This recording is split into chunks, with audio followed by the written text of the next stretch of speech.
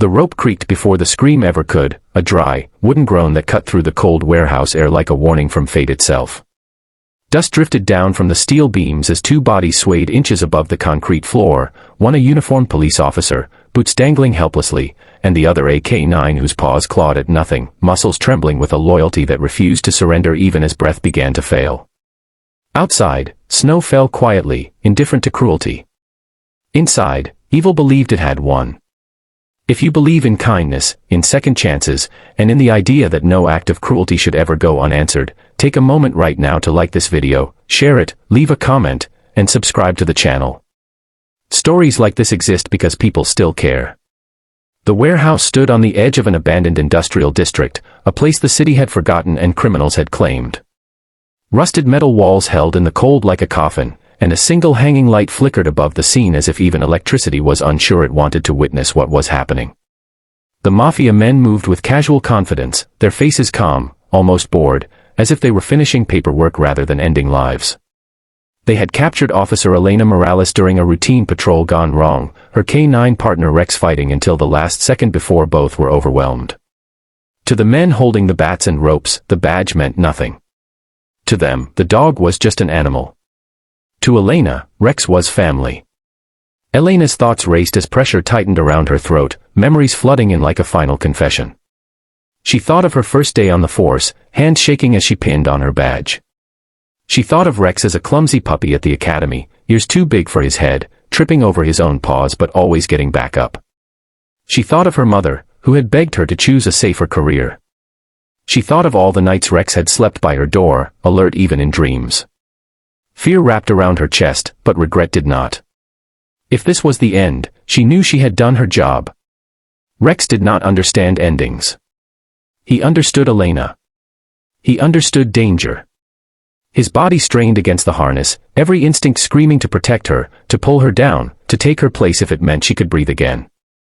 His tongue hung out, breath ragged, eyes locked on her face, reading her panic the same way he had read suspects and shadows for years. Even now, he did not whine. He did not beg. He fought silently, the way he had been trained, the way he had always lived. The Mafia leader watched with a detached smile, convinced this display would send a message. Law enforcement would learn fear. Dogs would learn pain. He had no idea that fate had already shifted outside the warehouse walls. 100 yards away, partially concealed by a snow-dusted truck and the skeletal remains of a chain-link fence, a man watched through narrowed eyes. His name was Aaron Cole, and the stillness in his posture was not hesitation but control. A former Navy SEAL, Aaron had learned long ago that chaos favored the prepared. He had followed a trail of quiet signs to this place, an unmarked van, nervous informants, instincts sharpened by years in war zones. He was not here on orders. He was here because he could not ignore what he had seen earlier that night, a police cruiser abandoned at an angle that spoke of struggle, and paw prints in the snow circling it like ghosts. Aaron's breath slowed as he took in the scene through the broken doorway. The hanging bodies. The raised bats. The laughter. His jaw tightened, not with rage, but with focus. He had seen brutality before, had survived places where humanity went to die. But something about the sight of a loyal animal being punished for devotion struck deeper than any battlefield memory. In that moment, this was no longer reconnaissance. This was intervention. Inside, the officer's vision began to blur.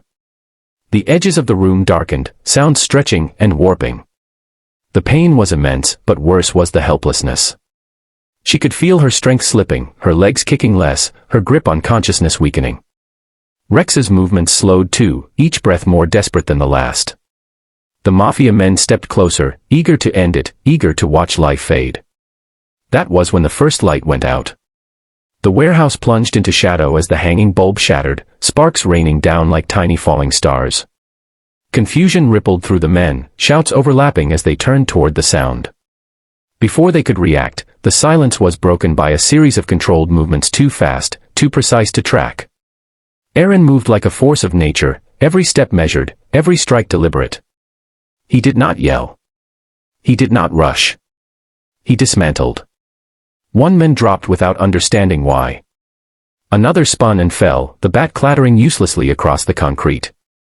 Panic replaced confidence as the Mafia realized they were no longer hunters but prey. In the chaos, Aaron reached the ropes, his knife flashing briefly before the fibers gave way. Elena collapsed to the floor, coughing violently as air rushed back into her lungs.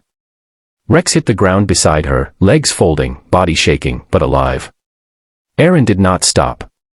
He created space, shielding the fallen officer and her dog with his body, moving through the attackers with a calm that bordered on merciless. Years of training guided him, muscle memory overriding emotion.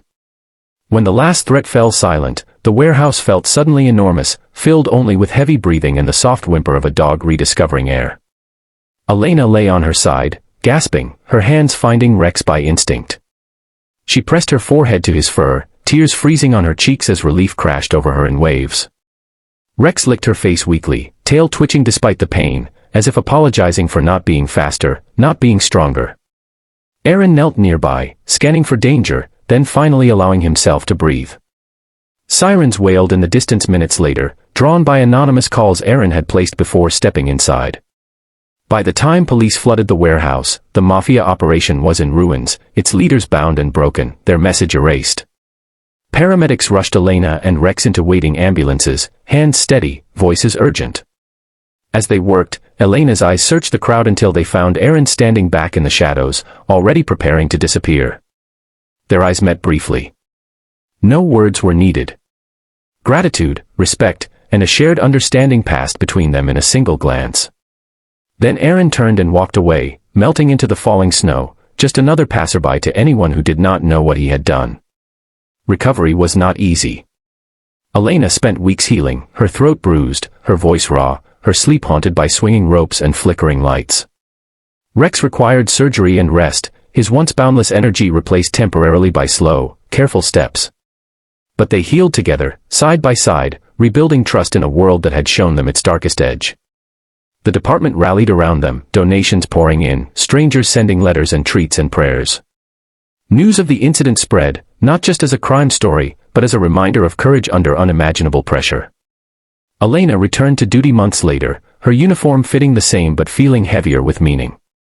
Rex walked beside her once more, scar visible beneath his fur, a badge of survival. Every step they took echoed with memory, but also with pride. They had faced death and returned, not because of luck alone, but because someone had chosen to act when he could have looked away. Near the edge of the city, in a quieter life far from headlines, Aaron watched the news clip once, then turned it off. He did not need recognition.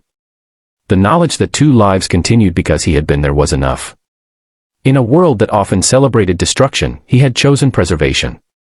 If this story has touched your heart, if it has reminded you that bravery still exists in quiet moments and unexpected places, please take a second to like this video, share it with someone who needs hope, and subscribe to the channel. Your support helps keep stories like this alive. And before the ending, we have one special request for you. Comment below with a single word that represents what this story made you feel: hope, courage, love, justice, or something else entirely. Because sometimes, the world changes not with speeches or fame, but with one unseen guardian stepping forward, one loyal dog refusing to give up, and one human heart choosing to protect instead of destroy.